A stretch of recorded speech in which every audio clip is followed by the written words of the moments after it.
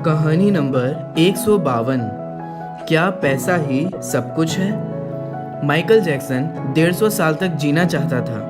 किसी से हाथ मिलाने से पहले दस्ताने पहनता था। लोगों के बीच में जाने से पहले मुंह पर मास्क लगाता था।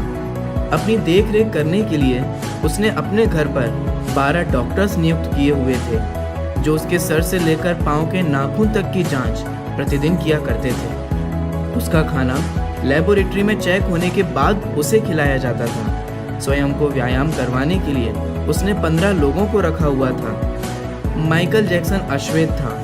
उसने 1987 में प्लास्टिक सर्जरी करवाकर अपनी त्वचा को गोरा बनवा लिया था। अपने काले माँ बाप और काले दोस्तों को भी छोड़ दिया। गोरा होने के बाद उसने गोरे माँ बाप को किराए पर लिया और अपने दोस्त भी गोरे बनाए। शादी भी गोरी औरतों के साथ की। नवंबर 15 को माइकल ने अपनी नर्स डेबी रो से विवाह किया। उसके जीवन का बस एक ही लक्ष्य था कि वह 150 साल तक जीवित रहे। इसके लिए वह हमेशा ऑक्सीजन वाले बेड पर सोता था। उसने अपने लिए अंगदान करने वाले डोनर भी तैयार कर रखे थे, जिन्हें वह खर्च देता था, ताकि समय आने पर उसे किडनी, फेफड़े, आँख या किसी भी शरीर के अन्य अंग की जरूरत पड़ने पर वह आकर दे दे। उसको लगता था कि वह पैसे और अपनी प्रसिद्धि के बदौलत मौत को भी चकमा दे सकता है, लेकिन वह गलत साबित हुआ। 25 जून 2009 को उसके दिल की धड़कन रुकने लगी। उसके घर पर 12 डॉक्टर की मौजूदगी में हालत काबू में नहीं आए। सारे शहर के डॉक्टर उसके घर पर जमा हो गए, लेकिन वह उसे नहीं बचा पाए। उसने 25 साल तक डॉक्टर की सलाह के विपरीत कुछ नहीं खाया। अंत समय में उसकी हालत बहुत खराब हो गई थी। 50 साल तक आते आते वह पतन के करीब ही पहुंच गया था और 25 जून 2009 को वह इस दुनिया से चला गया।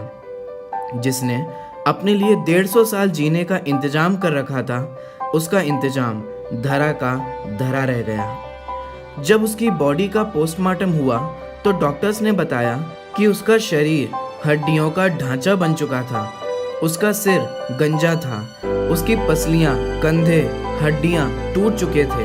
उसके शरीर पर अनगिनत सुई के निशान थे। प्लास्टिक सर्जरी के कारण होने वाले दर्द से छुटकारा पाने के लिए एंटीबायोटिक वाले दर्जनों इंजेक्शन उसे दिन में लेने पड़ते थे। क्या आपको पता है, माइकल जैक्सन की अंतिम यात्रा को 2.5 अरब लोगों ने लाइव देखा था। यह अब तक की सबसे ज़्यादा देखे जाने वाली लाइव ब्रॉडकास्ट है। माइकल जैक्सन की मृत्यु के दिन यानी 25 जून 2009 को दोपहर के 3:15 बजे विकिपीडिया, ट्विटर, इंस्टेंट मैसेंजर यह सभी क्रैश हो गए थे। उसकी मौत की खबर का पता चलते ही गूगल पर 8 लाख लोगों ने माइकल जैक्सन को सर्च किया।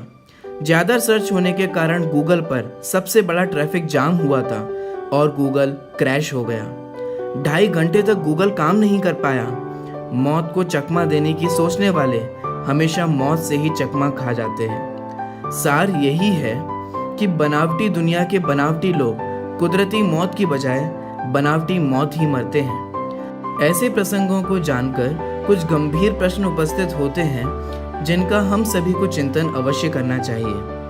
क्या हम बिल्डर्स, इंटीरियर डिजाइनर्स, कैटर्स और डेकोरेटर्स के लिए कमा रहे हैं? विचार कीजिए, हम बड़े बड़े कीमती मकानों और बेहद खर्चीली शादियों से किसे इम्प्रेस करना चाहते हैं? क्या आपको याद है कि कुछ साल पहले किसी की शादी पर आपने क्या खाया था?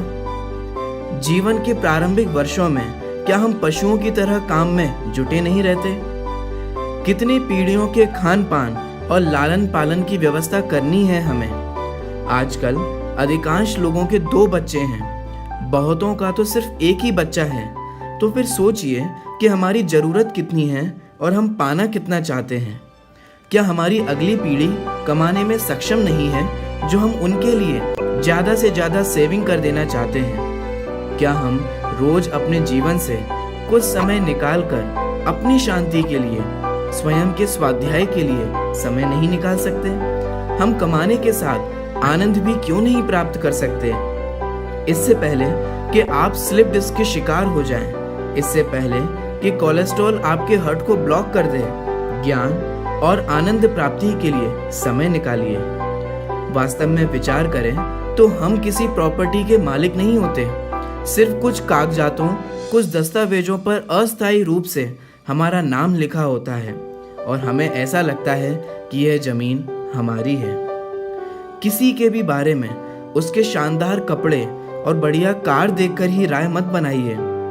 इस कहानी का सार यही है कि धनवान होना गलत नहीं है, लेकिन सिर्फ धन संबंधी ही विकल्प करना, सिर्फ धनवान होना गलत है।